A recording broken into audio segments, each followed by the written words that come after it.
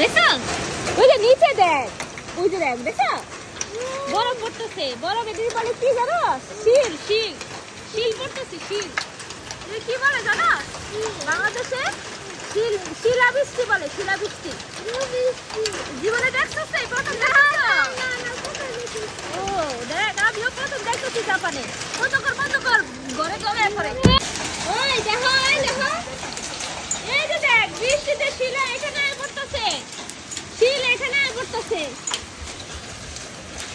এই দেখ বরফের চাকা বাবা, দেখ দেখছো?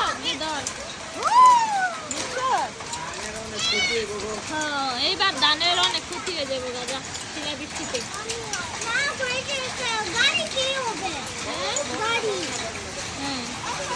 ওই যে পৃথিবীতে তাদের একটা টং টং শব্দ হইতেছে।